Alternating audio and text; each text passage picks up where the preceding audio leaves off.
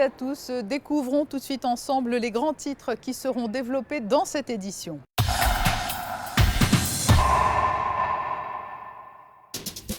Nous irons tout d'abord suivre l'avancée des travaux d'art menés dans la cour d'honneur du Palais Princier. L'une des façades de cette cour ainsi que la chapelle palatine ont fait l'objet d'importantes opérations de restauration et restitution. Qui était le prince Jacques Ier ? Thomas Fouilleron, le directeur des archives et de la bibliothèque du Palais, vient de donner une conférence au club des résidents étrangers pour évoquer ce prince dont on a beaucoup parlé lors de la naissance du prince héréditaire Jacques. Hervé Temim, celui que l'on surnomme l'avocat des stars, était l'invité du dernier Monaco Press Club. Nous l'entendrons dans ce journal. Et puis après cette édition, toutes les sorties cinéma de la semaine. Depuis quelques mois, un vaste chantier a débuté au Palais Princier. Des travaux d'art sont en cours dans la cour d'honneur et dans la chapelle palatine. Des équipes de spécialistes de la France entière sont à l'œuvre. Je vous propose de découvrir leur travail. Une façade couverte d'échafaudage, une église qui a perdu son vitrail, ce sont de très importants travaux de restauration et de restitution qui ont été entrepris au Palais Princier. Des ateliers ont été tout spécialement installés à proximité de la cour d'honneur. Dans chaque salle, des missions différentes, les vitraux, les peintures. Tout fait l'objet d'opérations longues et délicates. Le prince a décidé d'une restauration fondamentale des décors de la cour d'honneur, donc façade après façade, avec l'idée de revenir à une certaine authenticité, avec une documentation issue des archives du Palais Princier, donc soit une documentation photographique, l'état à la fin du 19e siècle, ou même parfois des esquisses qui ont été conservées, ou des relevés avant les grandes phases de restauration de la fin du 19e siècle et qui permettront de revenir à un état plus proche des décors tels qu'ils ont été faits à partir du milieu du XVIe siècle, notamment pour la façade septentrionale de la cour. Dans cette pièce, c'est l'immense vitrail de la chapelle palatine qui fait l'objet de soins méticuleux. Un à un, les panneaux ont été descellés, le plomb qui en constitue l'ossature est jeté pour être remplacé par des matériaux qui assureront au vitrail une nouvelle jeunesse. On prend une photographie du vitrail tel qu'il était avant, pour avoir un souvenir en fait de son état ancien. Aussi, ça nous permet, quand on va faire le remontage, de bien visualiser la manière dont ont été montées les pièces. Alors sur ces tableaux, c'est pas tellement indispensable, mais quand on a des frises comme ça, parfois il y a des ombres sur les filets, sur certaines pièces, et comme elles peuvent être mises parfois à l'envers, avec la photo en fait en transparence, on voit bien le côté de l'ombre et le côté, voilà, comme ça on ne se trompe pas au niveau du montage. C'est un puzzle, que ce soit à la fabrication ou que ce soit à la restitution, en fait c'est un assemblage de pièces qu'on va nous assembler avec du plomb, qui aurait pu être assemblé sur une mosaïque avec des joints. C'est vraiment l'idée du puzzle est exacte, oui. Pour la façade sud de la cour d'honneur, ce sont des travaux presque acrobatiques qui sont réalisés. Toutes les ébauches sont préparées dans cette salle et les opérations de restitution peuvent ensuite débuter. On parle ici de restitution car tout a été entièrement refait selon des croquis qui reprennent les techniques d'origine. On s'est rendu compte que l'état de désagrégation des enduits était total et qu'il fallait en fait complètement refaire cette façade à l'identique. Alors lorsque la décision a été prise bien sûr par les personnes responsables du palais, au palais, lorsque cette décision a été prise de refaire à l'identique complètement le décor de cette façade des visites, eh bien nous avons à ce moment-là fait des recherches iconographiques, également mené des recherches avec le service des archives du Palais. Et on a également in situ fait des sondages qui nous ont permis de mettre à jour des colorations anciennes qui ont bien sûr attiré notre attention. Ces travaux d'art vont se poursuivre pendant encore quelques jours, ils seront ensuite interrompus. Les conditions climatiques et la chaleur notamment ne sont pas compatibles avec certaines de ces techniques. Vous l'avez entendu dans ce reportage, il a supervisé ces travaux menés au Palais Princier. Thomas Fouilleron, le directeur des archives et de la bibliothèque du Palais Princier, a donné une conférence lundi soir au CREM, le club des résidents étrangers de Monaco. Il est venu conter l'histoire du prince Jacques Ier. Dominique Poulain y assistait. La principauté connaît son prochain souverain. Ce sera Jacques, le fils du prince Albert II et de la princesse Charlène. Lorsqu'il accédera au trône, il sera le deuxième Jacques de la dynastie à régner. Jacques Ier, né en Normandie Jacques-François Léonard en 1689, avant de devenir Jacques IV de Matignon, abandonne son nom et ses armes pour épouser en 1715 Louise Hippolyte Grimaldi. Il était d'une grande famille aristocratique française, d'une grande famille noble française, d'origine bretonne et normande, donc étant possessionné à la fois en Bretagne, d'où le nom de Matignon, aujourd'hui dans les Côtes d'Armor, mais aussi en Normandie, dans les départements actuels de la Manche et du Calvados. Et c'est dans leur hôtel de Matignon, l'hôtel de Matignon à Paris, actuelle résidence du Premier ministre français, que les princes de Monaco ont vécu à Paris durant tout le XVIIIe siècle. Donc en réalité, Manuel Valls vit dans le décor des princes de Monaco. Au décès de son épouse en 1731, Jacques-François Léonard devient prince souverain de Monaco sous le nom de Jacques Ier de Monaco. Il gouverne la principauté pendant 2 ans avant d'abdiquer en faveur de son fils aîné, Honoré III. Jacques Ier de Monaco est un prince éclairé, vraiment typique du siècle des Lumières, donc un prince ouvert aux idées nouvelles, lecteur de Montesquieu notamment.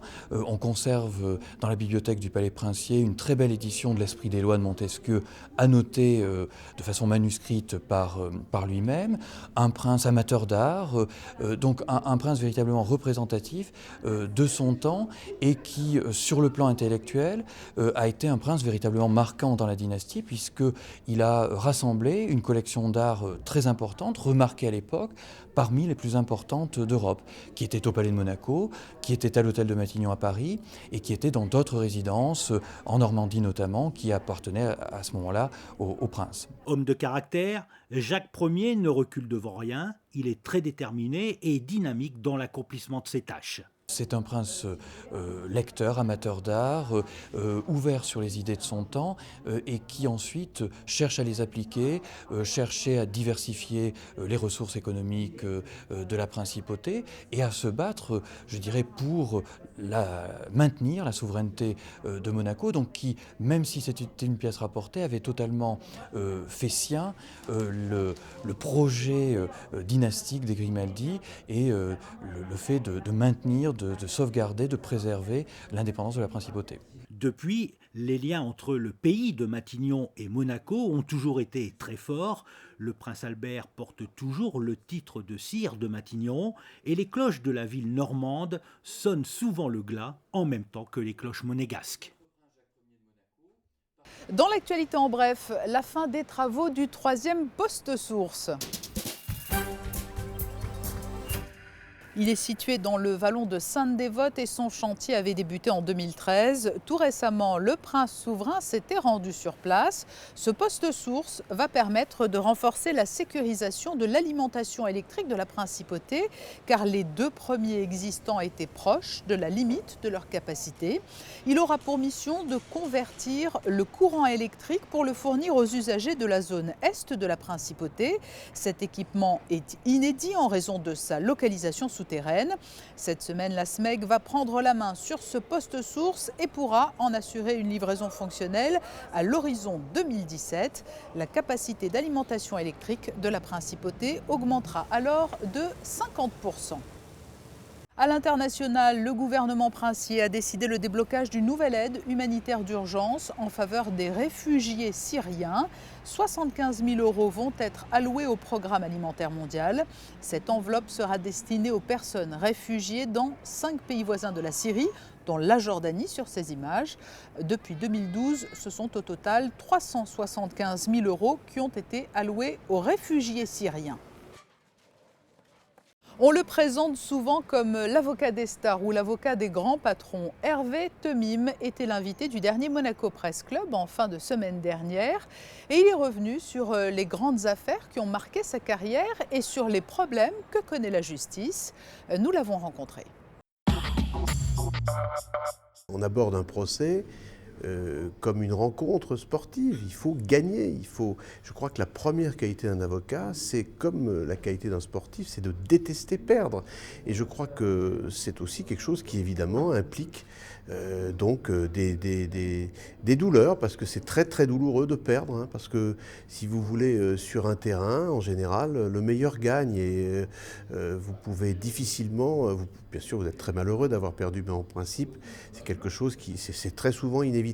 Nous, dans notre métier, si vous voulez, on est tributaire de décisions des juges, mais on ne peut jamais s'attribuer complètement la responsabilité du succès et on ne peut jamais s'exonérer complètement, loin s'en faut, de la responsabilité de l'échec. Donc c'est quelque chose qui effectivement implique qu'on assume ses responsabilités. La recette d'un bon avocat, quelle est-elle? J'ai vu que c'était celui qui se mettait à la place de la personne qui le défendait, je crois. Qui se mettait à la place de l'adversaire aussi, Oui. des jurés, etc. Oui, je crois. Moi, je pense que la première des qualités, c'est probablement la sensibilité. Ensuite, je crois qu'il y a une capacité rhétorique qu'il faut avoir pour être avocat, parce que l'avocat, c'est quelqu'un qui doit essayer de convaincre son interlocuteur. Donc pour cela, eh bien, les moyens de la rhétorique sont les seuls dont on peut disposer, et elle est une palette large. Mais je crois qu'il faut d'abord avoir une grande sensibilité, être très sérieux, travailleur, compétent bien sûr, et avoir une espèce de capacité de conviction qui vous dépasse. C'est quelque chose de très particulier, mais je pense que, si vous voulez, il faut avoir beaucoup d'humilité quand on est avocat. Les anciens ont une formule que j'adore, ils disent « le meilleur d'entre nous n'est pas à la hauteur du métier », et c'est vrai.